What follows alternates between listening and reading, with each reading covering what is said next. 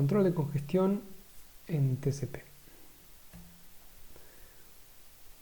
Como vimos, TCP es un protocolo de capa de transporte que ofrece servicios adicionales si lo comparamos con UDP.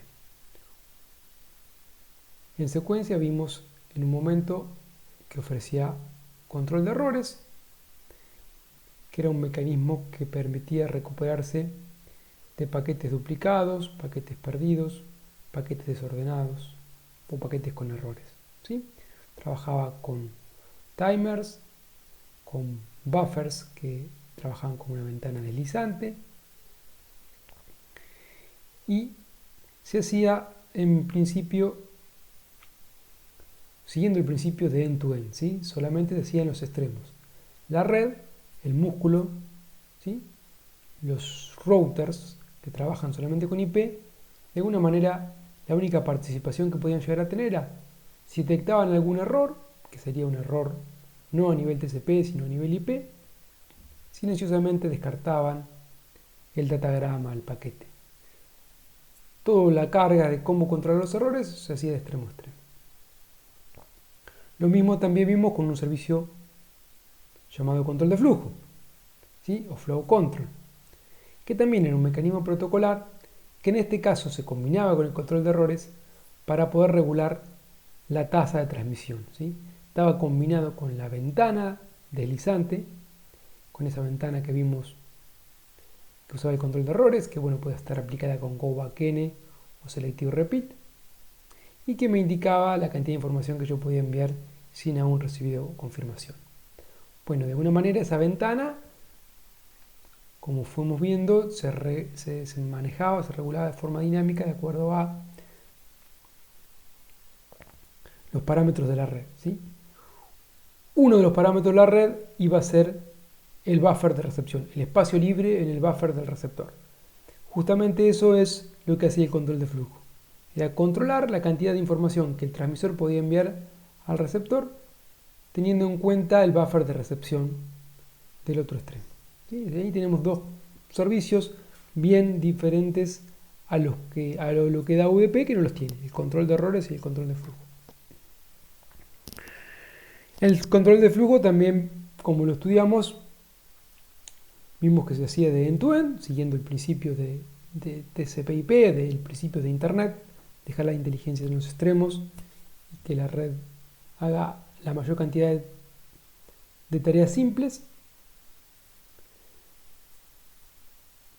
Pero, de alguna manera, el control de flujo era una cara de esa ventana que íbamos a tener, que era la cara que ofrecía de alguna manera la visión del receptor.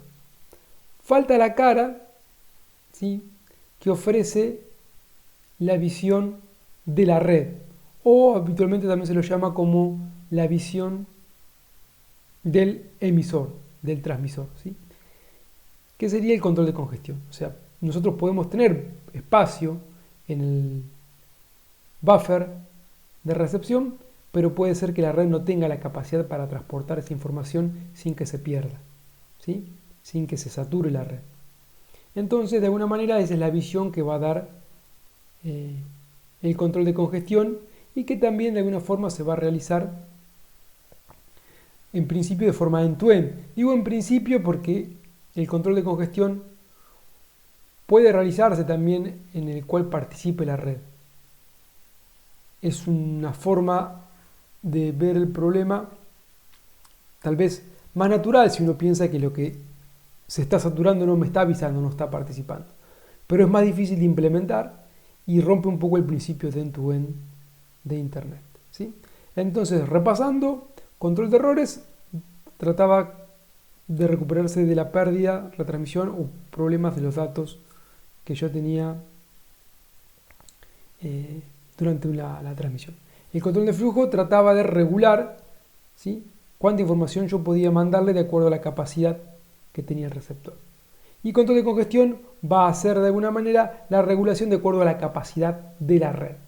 Bien, no tiene en cuenta de alguna manera solo el receptor, sino tiene en cuenta la red, ¿sí? Es lo que le faltaba para de alguna manera manejar de forma adecuada la ventana, la velocidad que yo voy a poder transmitir datos.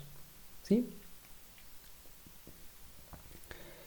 El objetivo entonces, como dijimos, es que no se colapse la red.